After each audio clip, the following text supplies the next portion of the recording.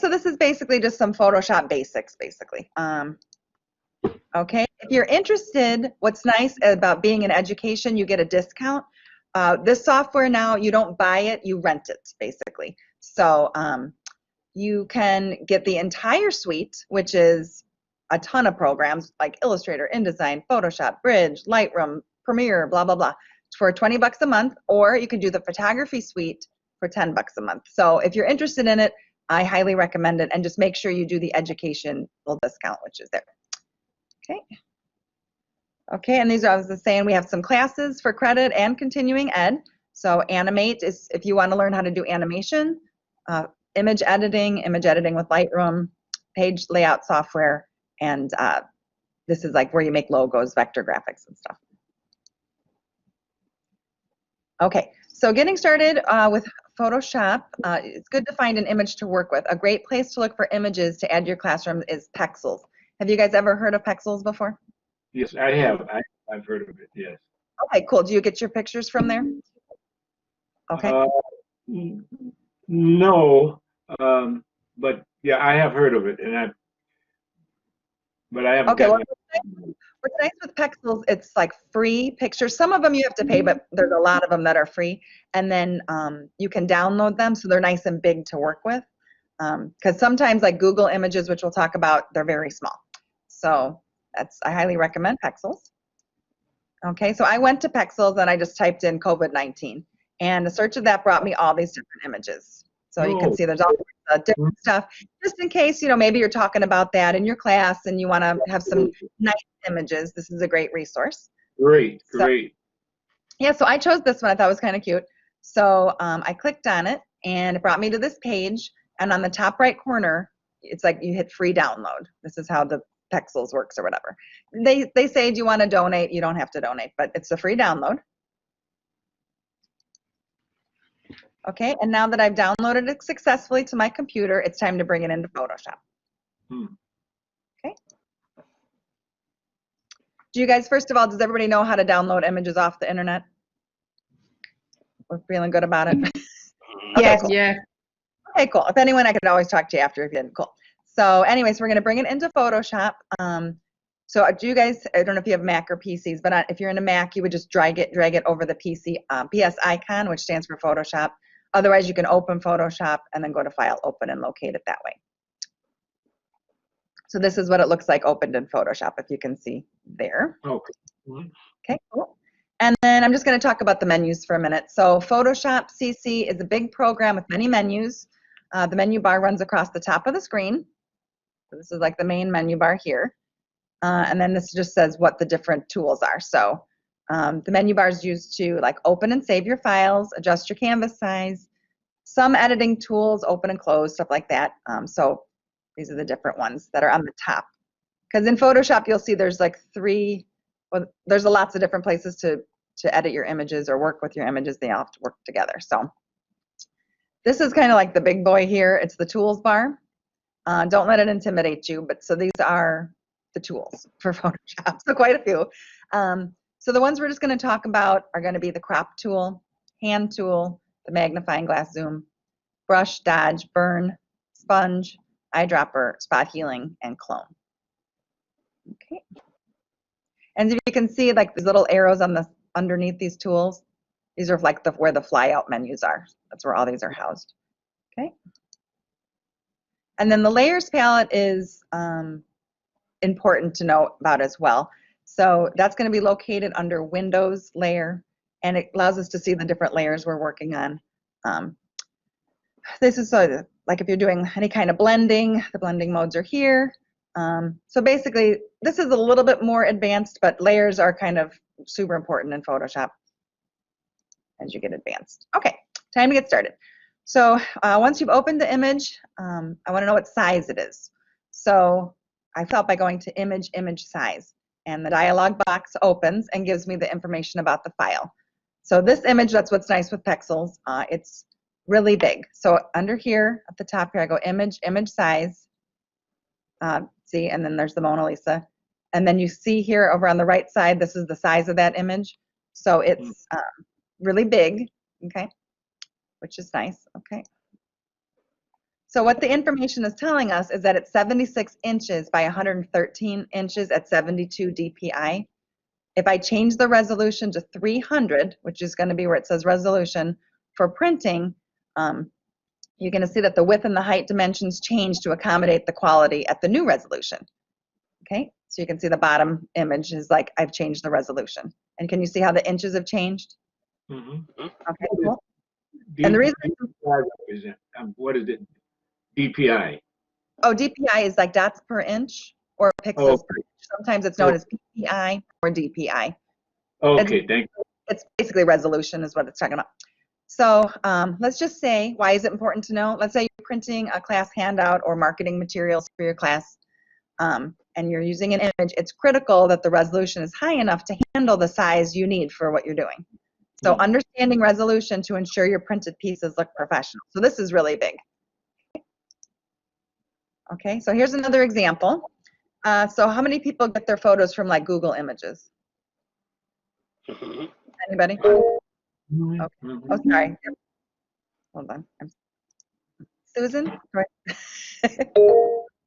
Sorry, I lower your. Okay, sorry. Yeah, so if you get your images from Google Images, you really don't know what size they are. So unlike the pixels, not necessarily high res. So I Googled the Mona Lisa and decided to grab a picture that's at the bottom left from all posters. I downloaded it and I opened it in Photoshop and I discovered that the image is this size here, 5 inches by 7 inches at 72 dpi. That's okay for web, but if you want to print it, I recommend printing at 300 dpi. The largest I could make it is 1 inch by 1 inch. Do you see at the bottom graphic? Cool. Does anyone run into those problems at all? It's a common problem. If you're okay, cool. So yeah, just it's all about resolution. So yeah. So and then I was like, even though I knew I should only leave it at 1 inch, just for fun, I made it 10 inches. And so now you can see the pixels. So in digital imaging, a pixel is the smallest item of information in an image. They're arranged in a 2x2 grid. So basically, it's like when you enlarge a photo that doesn't have good resolution, it appears fuzzy and low quality. So like this, right? Because it's too small. Okay, so cropping in Photoshop. It's really important to know how to crop photos. It'll save you time and guarantee your image is presented exactly how you want it. So then here's, like I said, I'm going to share this presentation, just a little cheat sheets about image size guides for social media. So you can see, I don't know if you use these different platforms, but it's telling us this is going to be in pixels, not inches. Okay, cool. So to crop an image in Photoshop, we use the crop tool. Located in the toolbar, click on the tool with your mouse, and at the top of the Photoshop window, go to ratio. I've circled it here. For some reason in Photoshop, like 2020 and 2019, it wants to default to ratio. Don't use that. Do the drop-down menu. If you see in the next graphic where it says WH res, use that, and then you can type in the size you want your picture to be. So I chose an 8x10 at 300 dpi, and I physically typed it in. And then you have to put IN because sometimes it'll want to crop to pixels. Just for some reason, that's the new default in the newer version of Photoshop. Just remember, just type IN, so like 8IN by 10IN at 300, and that'll be the size. Why is this important to know? Because you want to avoid the common mistake of squeezing or stretching images. I'm sure everybody has seen people that have done that, right? So the photo, let's say I needed it for a photo, square for whatever reason. So it's not square. I could crop it, like cut into the image and crop it square to avoid distortion. But if I was just to try to drag it to make it square, it's when it's going to squeeze and stretch. So cool. Okay. Okay, and now let's say you wanted to work with text in Photoshop, and then I'm going to actually do some Photoshop. But if you wanted to work with text, it's automatically going to make a new layer. So let's say you're making a poster. Let's see who's in the room here. So like Vanessa, say for like, HIA, you're making a poster and you want to do it in Photoshop, and you have a nice big image and you add text. Photoshop will automatically create a new layer. I added these, if you can see all the different layers here, I added the kind of the black rectangles so that I could read the text better. Anyway, just know that it makes new layers. And the reason it's important to know that is because the file format will go from being a JPEG to being a PSD, which stands for a Photoshop document. A PSD is not universal, so you can't share it. Let's say I make a cool poster and I'm like, oh, Vanessa, let me share this cool poster with you. If you don't have Photoshop, you can't open it. So just remember that if you're working in Photoshop, you're going to have to flatten it. Save one version as a PSD, because if you flatten it to a JPEG, the layers disappear, but you can't really share a PSD file. A lot of students make that mistake, so I thought I'd share that with you. Okay, so then once you're happy, it's time to save. So you would go to the menu bar and go to File, Save As. A dialog box opens with the Save As, and you name it what you want to name it. You also choose the location. So this was the name up here. This was the location where it says Downloads, but it's a drop-down menu. You can save it all sorts of places. And then you want to choose the file type. So JPEG is a universal file type. It stands for Joint Photographers Experts Group. It's a compressed file format. So when you choose it, another dialog box opens up and you choose the quality. So if you click JPEG, if you scroll down and click JPEG, and then you hit Save, this next box pops up, and you always want to save your JPEG to 12. It's like the highest quality. Cool? Ready? Okay, so that's just kind of that, and then I'm going to get into it. And so I just wanted to show you guys, so the following slides I'm going to show you are some work from the students in VIC. And it's to basically show you some of the cool stuff you can do with it. So if you're looking for a creative outlet or want to learn basic editing or make your family photos look good, feel free to take a class. We are a hidden gem on campus, 4 photo studios and 2 Mac labs. And then my phone number if you want to text me and set up a tour. So this is just want to impress you guys a little bit with some of the student work. So this is all done in Photoshop then.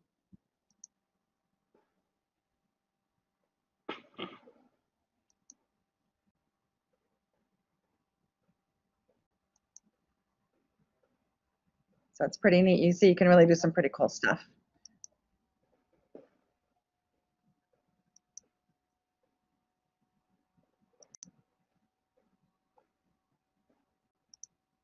Okay, cool, and that's where I'm going to implement that. And now I'm going to show you how to do some beauty editing on some headshots. But you feel free to like interrupt me if there's something else you want to learn. So let me take over and share my screen differently then.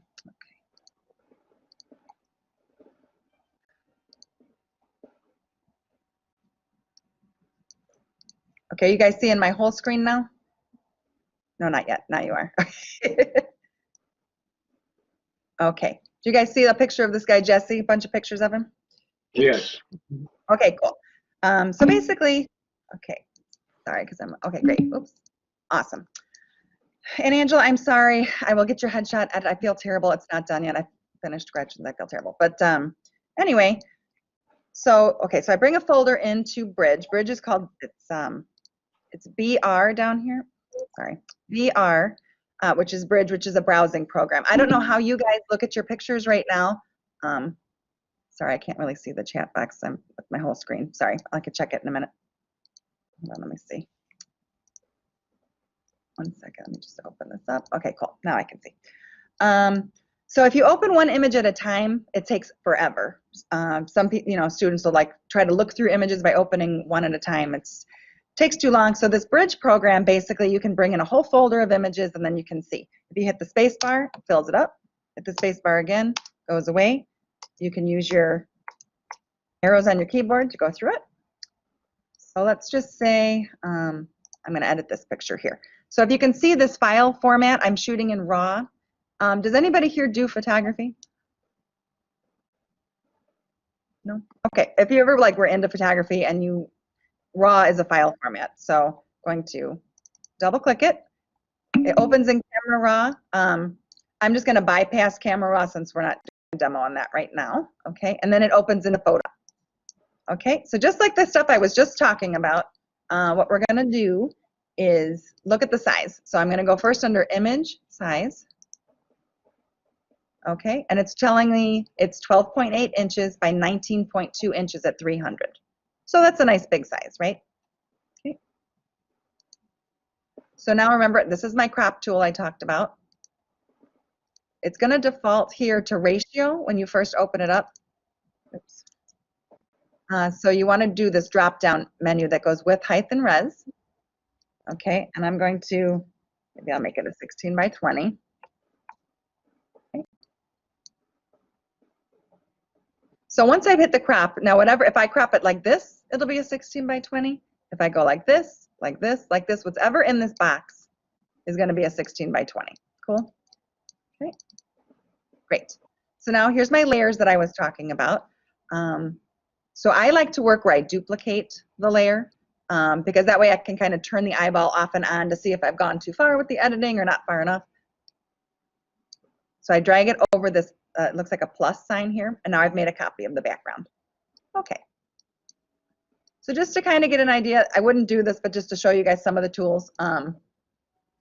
Like under image adjustments, levels is going to adjust exposure. See how the highlights are going up, midtones, shadows. Okay, it's a histogram, so basically you kind of just want the arrow to be at the end of the histogram. Okay, so I hit OK. There's all sorts of other adjustments under here. So we've got like vibrance would be, see how it's changing like the saturation. Okay, but if you want to change an image to black and white, you would go to image adjust black and white, and then you can see, and then you can play with it there. Okay, but I'm not going to have it in black and white. So I'm just going to basically do a little bit of editing on the portrait so you guys can see. Because how are you guys happy with your portraits you have of yourself, or do you want to like edit them a little bit? You know what I mean? It's I don't let any pictures of myself go out that are not edited. Yeah, I want mine edited a lot. Okay, well I can teach you everything you want to know about that. Thank you. Okay, so so basically I can teach you anything you guys want to know. So anyway, so I'm going to take my magnifying glass tool, okay, and I'm going to zoom in, and then the hand tool is where I kind of move it around because I like to work where it's nice and close to me. Okay, so now there's a thing here. There's like 4 different ways you can fix blemishes, if you will, or just things that you want to fix on your picture. One of them is the spot healing brush. It looks like a Band-Aid. So when I put it on, when I select that tool, see how there's like a circle? So if I use my brackets on my keyboard, if I use my right bracket, it gets bigger. If I use my left bracket, it gets smaller. And then you want to make it around the size of what the blemish is. So I would click like click, click, click. Okay. This is what I do first because it's easier than doing it with a brush, like after you do the brush. Okay. So we're just going to kind of see.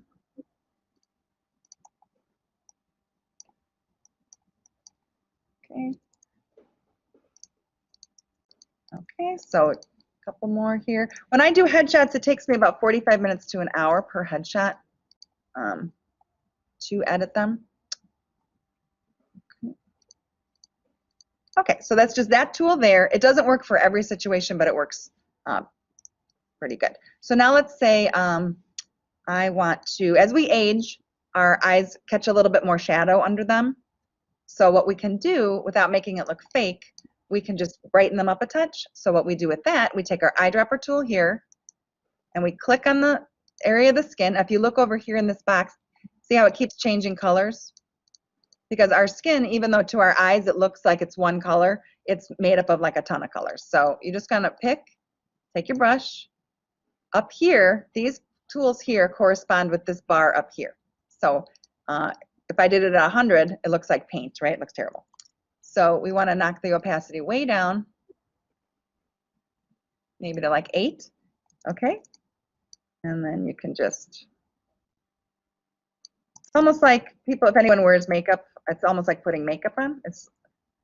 And you can use like the size of the brush, bigger or smaller.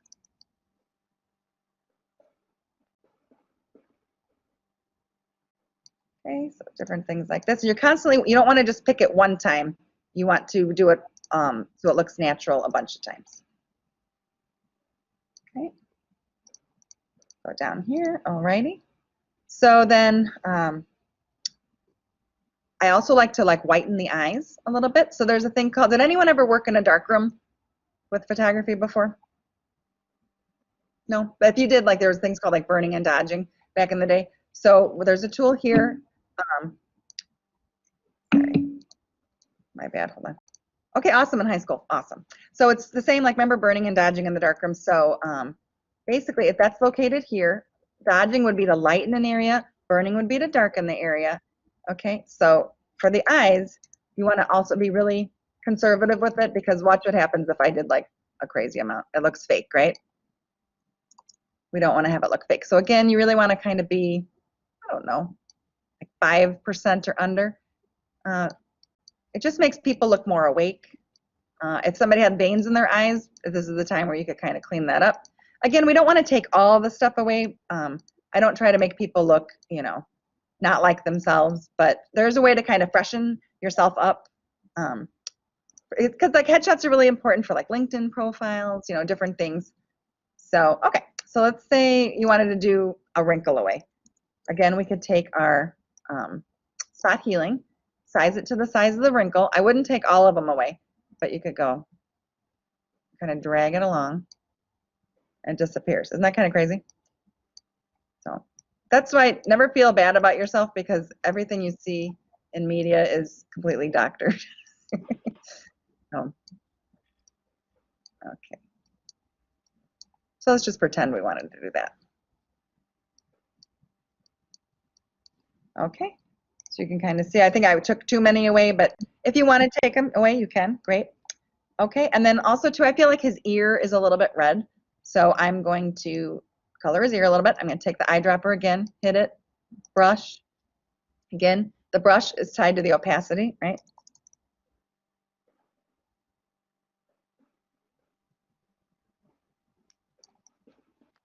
So we don't want to make it like too fakey looking, but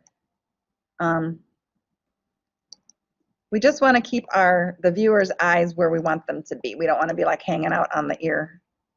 We want to be drawn to the face. So like that. Go a little bit more. Okay.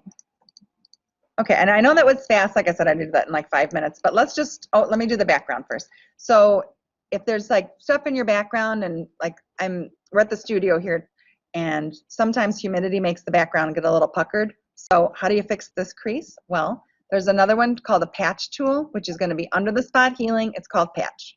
Go like this, and I'm going to physically drag around it. Oops, I grabbed his hair, not good. Okay. So I drag and make like a lasso around it, and then I scooch it over.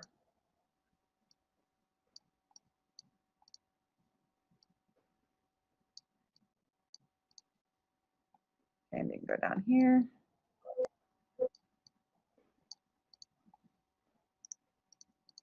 Okay, so just those tiny little things that we did, because I really didn't do too much to this piece.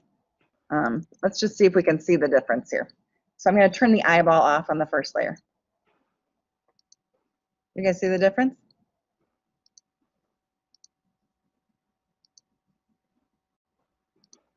I don't know, he just looks fresher. So, oh, Angela, I'm so sorry I didn't finish yours yet. I'll get it done soon, I promise. I feel terrible. So this is really mild. But so anyway, so this is basically how you would do basic beauty editing. But let's just take some questions now. What other things would you want me to talk about in Photoshop?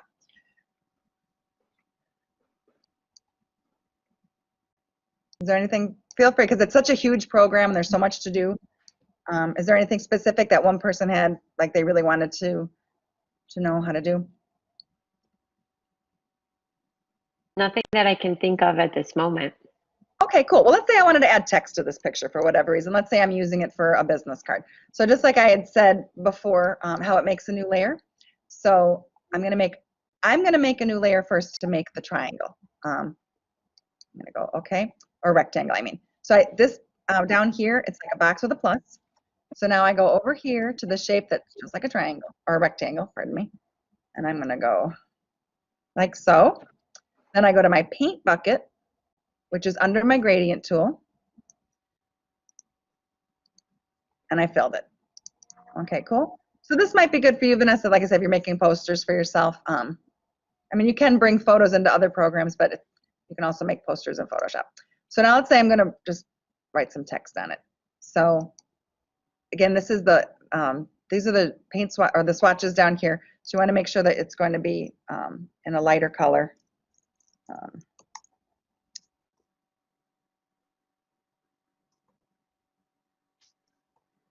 Okay, so you can see it's just like in any other program with like, you have, now again, we remember what's connected on this tool palette will pop up here.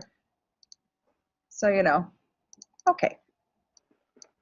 So basically you can see now how the text made its own layer, right? So if you, well, I don't know if you want to work with text in Photoshop, but that would be one way to do it. You always want to be on the, like if you want to adjust the image itself, you want to be on the layer of the actual image. So I can just go through a few more menus if you'd like. It's a huge program. If you ever want to play and have super fun, there's a Liquify filter. Let's go to Liquify. Now, if you see like all the celebrities, they use this stuff. So hold on, let's see here. You could do the eye size here. Are you seeing his eye? It gets crazy. And then mouth. Isn't that weird? That's why, I mean, you really can't believe anything you, it's so weird, it's fun. And I mean, you can do also, you could do, yeah. So this is, it's gotten quite sophisticated. But then also over here, which is funny, there's things called like pucker and bloat. So let's do like the bloat tool. And again, if everything's controlled, the brushes are always controlled by those brackets. So you could, not that you'd want to do that, but if for some reason you wanted to do something crazy, it's super fun. And then there's like the pucker tool. But like I'm telling you, all the celebrities, they do this. Like you can, if you just want to take a few pounds off, the pucker tool kind of sucks it in. You can also kind of push it in. Let's say you wanted to have a more slender neck. You can push your neck in. So yeah, so the Liquify tool is just, it's just fun to play with if you ever wanted to. But yeah, so a couple of the other menus, let's see. So yeah, adjustments are basically like black and white. You can do photo filters, image rotation, image size. That's when you're working with layers. Do masks. Yeah, so let me just maybe go on Google and pull an image and I can show you how we did it when I to see the size off the internet. So let's see here. Let's just look up, I don't know, we'll look up Mona Lisa again, it's fine. Okay, and then we'll go to Google Images. Okay, so let's just, we'll pick this one, okay. I'll drag it into Photoshop. Okay, so I just randomly grabbed an image off of Google, and now I'm gonna go to image size. And I'll know, oof, that's tiny. I can't really do anything with it. It's 3 by 2 inches, right? So let's say you needed it 10 inches for whatever reason. If I attempted to make it 10 inches, see how terrible that looks? So if nothing else, like Photoshop, like on the way basics, Photoshop, you can at least bring an image in and know how to, if it's a good one to use or not. But for those of you who aren't familiar with pixels, I'm gonna go to it really quick.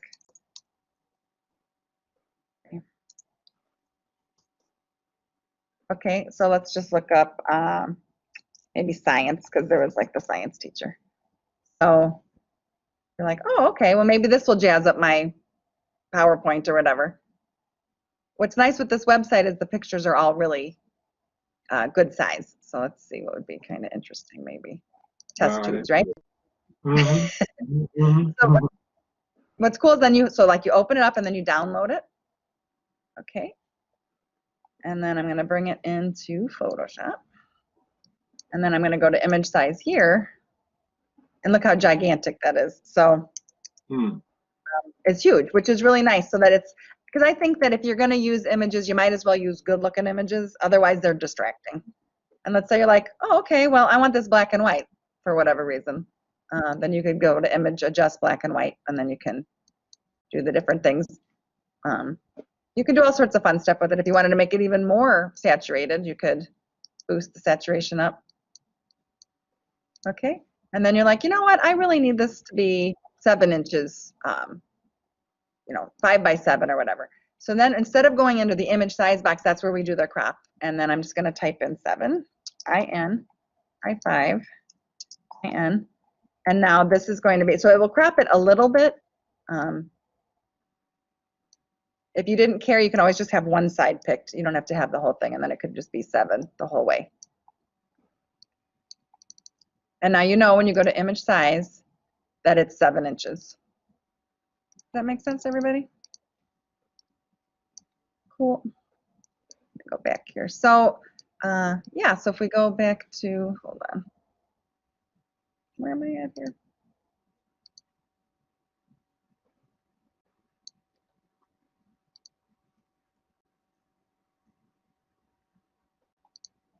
Yeah, so if you kind of just went back to that, like these people didn't actually look like this in their picture. Like, I don't know if you guys remember Stu, but like I did Stu's headshot. I've done a bunch of headshots around campus, so. Yeah, so has anybody got any other questions about it? I mean, it's hard to cover Photoshop in 30 minutes, but I'm happy to show anybody anything that they want to know.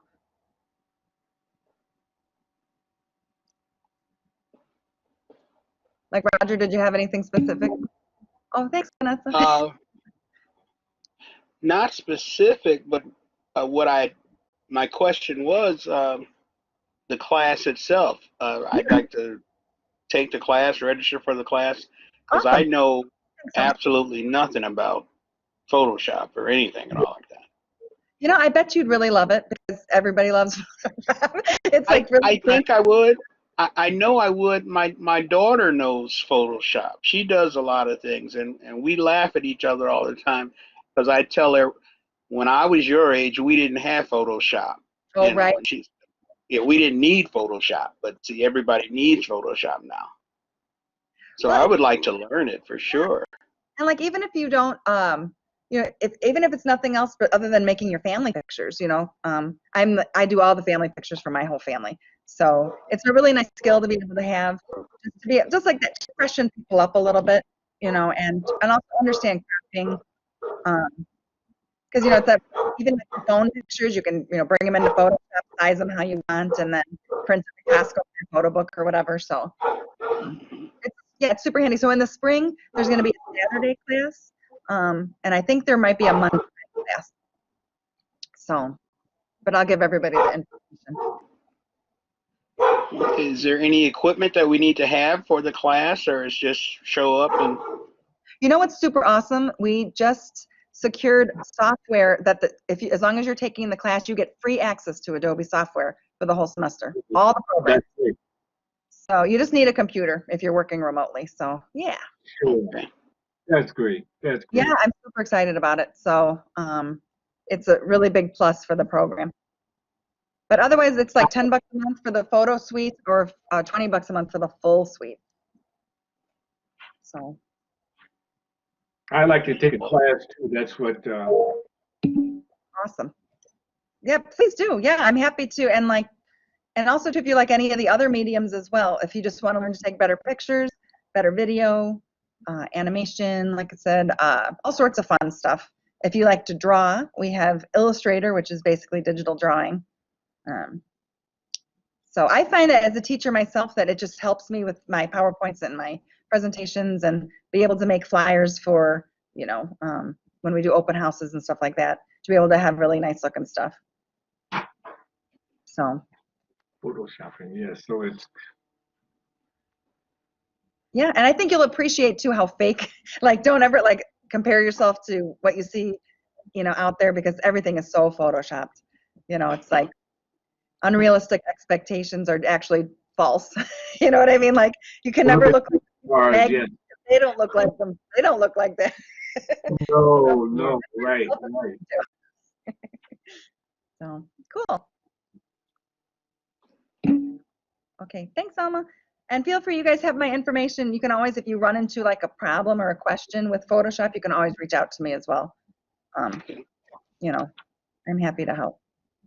Well, question, Jill, what is your email? Is it Jill Lobianco? Yes, at triton.edu. You got it. Okay. You got it. And if you ever want to see like the facilities, I know with the COVID stuff, but we're in the T building. Oh, thanks, Gretchen. We're in the T building. And we have 4 photo studios with strobes, and like we just have like the best equipment. And so we have strobes, 4 photo studios, all sorts of, you know, modifiers for the lights, and then we have 2 Mac labs. And then in Seth's building, and like over in A, he's got the big video lab in case you want to learn how to make video. They have like green screen and all that cool stuff. So we're kind of like a hidden gem on campus, I think. And it's over in the T building, you say? Yeah, we're in T building. We're by auto and like engineering tech over here. Oh, okay. All right. Great. This parking Great. is awesome. So Thank you Yeah. so much, Jill. We really appreciate you taking the time to make this presentation and implement it for us. If you guys wouldn't mind just filling out this quick evaluation form, that's a digital Google form, that'd be awesome. I'll also email it to those that already left. But thank you. We really appreciate it. really appreciate you having me. And like I said, you guys feel free to reach out anytime. Thank you, Jill. Thank you so Thanks. much. Okay, I'm Thank going to log you. on. Okay, guys, have a great day. Thank you. Okay, thanks. Bye. Bye. Bye.